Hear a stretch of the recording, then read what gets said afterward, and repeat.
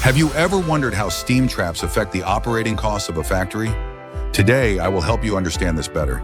First, what is a steam trap? A steam trap works like a gatekeeper. It holds the steam inside and only lets condensate and non-condensable gases pass through. So why do we need to use steam traps?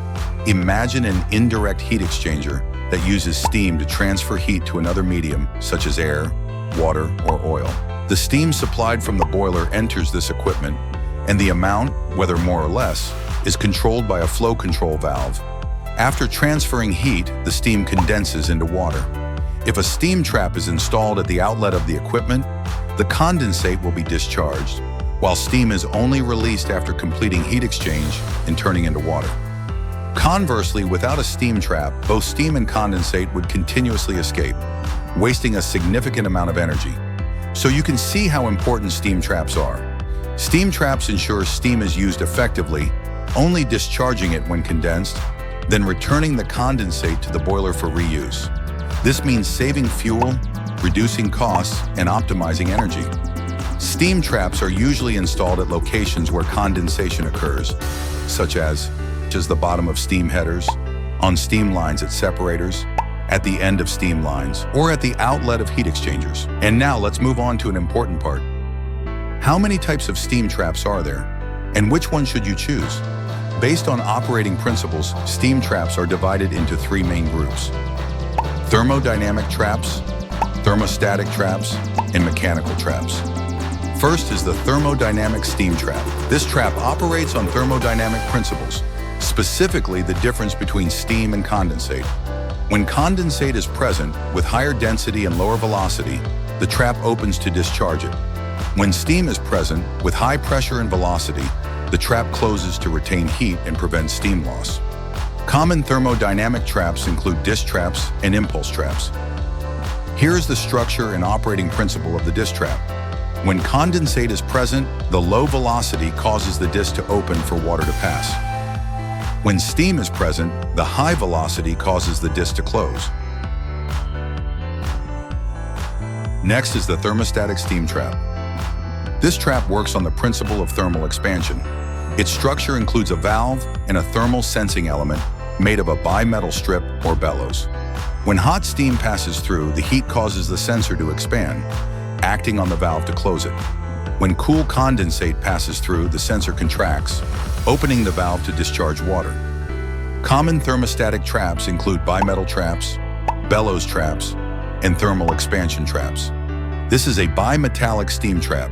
When cold condensate passes, the strip bends to open the valve and discharge water. With hot steam, it expands to close the valve and retain steam. This cycle repeats continuously with temperature changes of the medium. The next group is mechanical traps, including inverted bucket traps and float traps. The inverted bucket trap is an automatic mechanical device that discharges condensate and non-condensable gases while retaining dry steam to prevent energy loss. It operates based on the density difference between steam and condensate. Here is the structure of an inverted bucket trap. The trap works in a repeating cycle. At first, condensate enters the bottom of the bucket, filling the body and discharging through the outlet valve. Inside the bucket, a small hole allows air to escape, but very slowly. When steam enters the bucket, it floats and closes the discharge valve. The valve remains shut until the steam condenses or escapes gradually through the vent hole at the top. At this point, the bucket sinks, opening the valve to discharge condensate. This cycle continues to repeat intermittently throughout operation. The inverted bucket trap is typically installed at condensate discharge points on main steam lines or equipment with stable and consistent condensate loads. Since it operates on an intermittent open-close cycle, it works well under steady loads. However, with fluctuating loads, condensate can easily back up. The float steam trap is a type of mechanical trap that uses a hollow float to control the opening and closing of the condensate discharge valve. As the condensate level inside the trap changes, the float rises or falls, directly actuating the valve mechanism. When condensate enters, the float rises and opens the valve to discharge water. When steam enters, the condensate level drops, the float falls, the valve closes, and steam is retained. In addition to the three traditional groups, there are orifice or venturi devices. Essentially, these are fixed orifices without any opening-closing mechanism. The advantage is low failure rate and long service life. However, if incorrectly sized or under fluctuating loads, it may cause flooding or steam leakage. Therefore, this type requires careful consideration and cannot fully replace traditional steam traps. That was an overview of the basic types of steam traps. In the next video, we will conduct experiments comparing the performance of different steam traps. This will give you a more visual understanding and help you choose the optimal solution for your plant.